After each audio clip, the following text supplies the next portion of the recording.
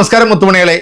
ഗുരുവായൂർ മണ്ഡലത്തില് BJP-യുടെ സ്ഥാനാർത്ഥിയായിട്ടുള്ള ഈ ഗോപാലൻ ഉണ്ടല്ലോ, ഈ ഗോപാലനെ നമ്മൾ ഒട്ടകത്തെ ചേർത്തൊന്നും വിളിക്കല്ലേ. ഒട്ടകം എന്നൊക്കെ പറഞ്ഞാൽ നല്ല പവർഫുൾ ജീവിയാണ്. അത്രത്തോളമൊന്നും ഇല്ല ഇവനെ വല്ല ജീവിയുടെന്നോ വല്ല മരപ്പട്ടി എന്നൊക്കെ വിളിക്കുന്നതായിരിക്കും നല്ലത്. കാരണം ഈ വായിൽ നിന്ന് വീഴുന്നത് മൊത്തം അത്തരം വർത്താനങ്ങളാണല്ലോ, സെപ്റ്റിക് മാലിന്യമാണല്ലോ ഇവന് ഓരോ ദിവസം തുപ്പിക്കൊണ്ടിരിക്കുന്നത്.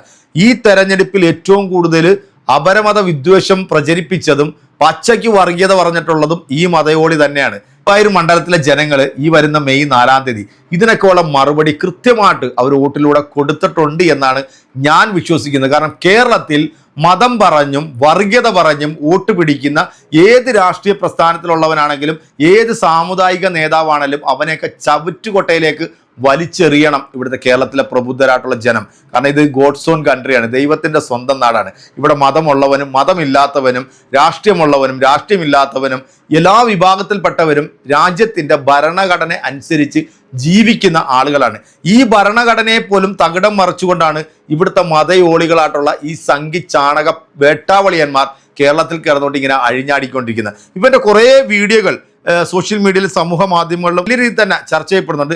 ഇവൻ തന്നെ കുറേ വ്ളോഗർമാരെ കൂടെ കൊണ്ട് നടന്നിട്ട് ഈ പച്ച വർഗീയത പറഞ്ഞിട്ട് ഈ സോഷ്യൽ മീഡിയയിലൂടെ ഇങ്ങനെ നിരന്തരം അങ്ങോട്ട് ഇട്ടുകൊണ്ടിരിക്കുക. ഇപ്പം ഈ ഏറ്റവും ലേറ്റസ്റ്റ് ആയിട്ട് ഈ തെരഞ്ഞെടുപ്പിൻ്റെ ഒരു 2 ദിവസത്തേക്ക് മുമ്പ് ഇവൻ്റെ ഒരു വീഡിയോ വന്നിട്ടുണ്ടായിരുന്നു. തെരഞ്ഞെടുപ്പ് കഴിഞ്ഞപ്പോഴത്തേക്കും ഇവനൊരു പ്രസ്താവന നടത്തിയത് നിങ്ങളുടെയൊക്കെ ശ്രദ്ധയിൽപ്പെട്ട് കാണും. ഗുരുവായൂർ മണ്ഡലം എന്ന് പറയുന്നത് ഏതാണ്ട് 45% അവിടെ മുസ്ലിങ്ങളുണ്ട്, ബാക്കി 55% ഹിന്ദുവും ക്രൈസ്തവരുമാണ് ഈ ഗുരുവായൂർ മണ്ഡലത്തിലുള്ളത്.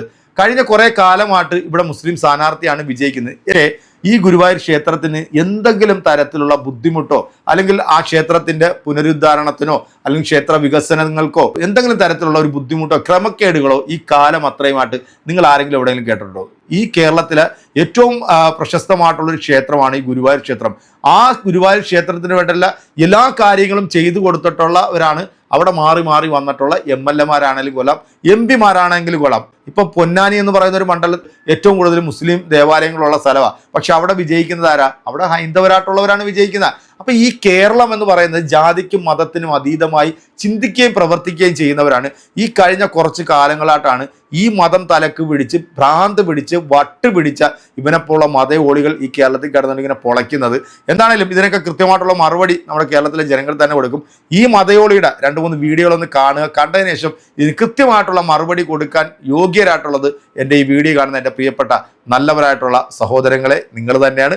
കേട്ട് നിങ്ങൾ മറുപടി കൊടുക്കുക. മറ്റൊരു പ്രധാനപ്പെട്ട കാര്യം എൻ്റെ യാത്രയിൽ ഞാൻ കണ്ടതാണ്.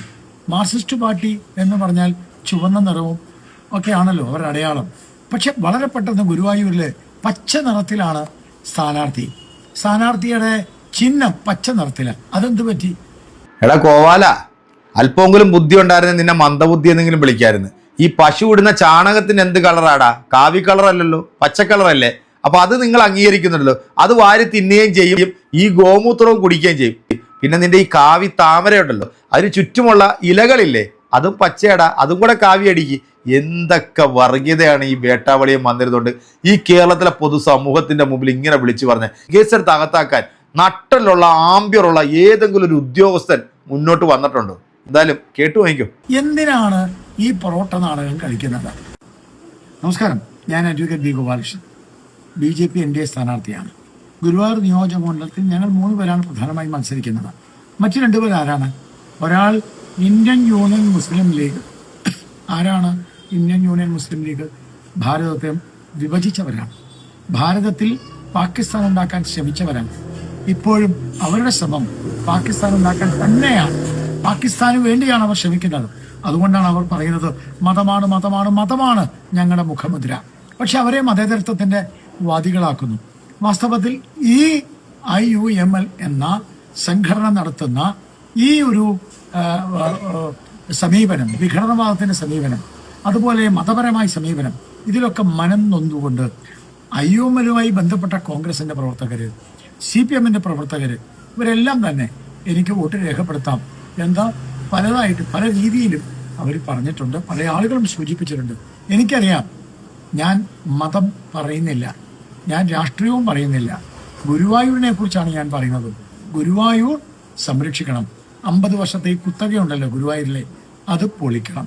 പക്ഷെ ഏറ്റവും മറ്റൊരു പ്രധാനപ്പെട്ട കാര്യം എൻ്റെ യാത്രയിൽ ഞാൻ കണ്ടതാണ്. മാർക്സിസ്റ്റ് പാർട്ടി എന്ന് പറഞ്ഞാൽ ചുവന്ന നിറവും ഒക്കെയാണല്ലോ അവരുടെ അടയാളം. പക്ഷെ വളരെ പെട്ടെന്ന് ഗുരുവായൂരിലെ പച്ച നിറത്തിലാണ് സ്ഥാനാർത്ഥിയുടെ ചിഹ്നം പച്ച നിറത്തിലാണ്. അതെന്ത് പറ്റി? എന്തിനാണ് ഈ പൊറോട്ട നാടകം കളിക്കുന്നത്? ഈ പ്രീണനം എന്തിനാണ്? അപ്പൊ ഈ പ്രീണനം കൊണ്ട് ഒരു സമൂഹത്തെ വഞ്ചിക്കുകയാണ്. ഇത് തുറന്നു പറഞ്ഞതുകൊണ്ടാണ് എനിക്കെതിരെ കേസ്. ഇത് തുറന്നു പറഞ്ഞതുകൊണ്ടാണ് എന്നെ കുരിശിൽ കയറ്റാൻ വേണ്ടി ശ്രമിക്കുന്നത്. എനിക്കൊരു വിഷമവുമില്ല. ഗുരുവായൂർ നിയോജക മണ്ഡലത്തിലെ നല്ലവരായ സമ്മതിദായകർ ഗുരുവായൂർ പൈതൃക മണ്ണിനെ ബഹുമാനിക്കുകയും ആദരിക്കുകയും സ്നേഹിക്കുകയും പ്രാർത്ഥിക്കുകയും ചെയ്യുന്ന നല്ലവരായ മനുഷ്യർ, നല്ലവരായ ഗുരുവായൂർ നിവാസികൾ എൻ്റെ കൂടെ ഉണ്ടാവും എന്ന ഉത്തമ വിശ്വാസമാണ് എനിക്കുള്ളത്. മറക്കരുത്. ബി ഗോപാലകൃഷ്ണൻ, എനിക്ക് വോട്ട് ചെയ്ത് എന്നെ വിജയിപ്പിക്കണം. താഴ്മയായി ഞാൻ അപേക്ഷിക്കുകയാണ്. നമസ്കാരം. ഞാൻ കെഞ്ചുകയാണ്, ഞാൻ കാല് പിടിക്കുകയാണ്, ഞാൻ കിടന്ന് നക്കുകയാണ്. നക്കല് ഞങ്ങളുടെ ഒരു ശീലമായി പോയി. സവർക്കർ ഞങ്ങളുടെ പൂർവികനാണ്. അതുകൊണ്ടാണ് ഞാൻ നിങ്ങളുടെ മുമ്പിൽ വന്നുകൊണ്ട് ഇങ്ങനെ ഇരക്കുന്നത്.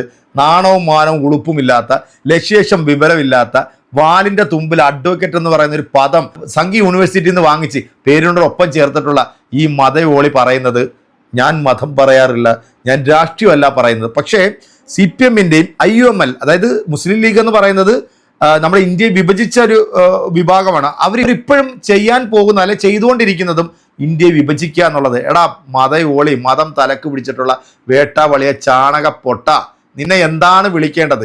കേരളത്തിലെ ജനങ്ങൾ ഈ മെയ് 4-ാം തീയതി കൃത്യമായിട്ട് ഇതിനൊരു മറുപടി കൊടുക്കുന്നതോടുകൂടി ഇവന്റെയൊക്കെ കാര്യത്തിൽ ഒരു തീരുമാനമാകും. ഇവൻ പറഞ്ഞിട്ടുള്ളത് വെച്ച് നോക്കുകയാണെന്നുണ്ടെങ്കിൽ സ്വമേധ്യ കേസെടുത്ത് ഇവനെ അകത്ത് തള്ളാനായിട്ടുള്ള ഒരുപാട് സംഭവങ്ങൾ ഇവൻ തന്നെ പിടിച്ച് ഇവൻ തന്നെ പുറത്തോട്ട് വിട്ടിട്ടുണ്ട്. അത് നോക്കിയാൽ തന്നെ ജനങ്ങൾക്ക് മനസ്സിലാവും. ഗുരുവായൂർ മണ്ഡലത്തിൽ ഞാൻ പറയുന്നത് വർഗീയതയല്ല, മതേതരത്വമാണ് ഞാൻ സംസാരിക്കുന്നത്.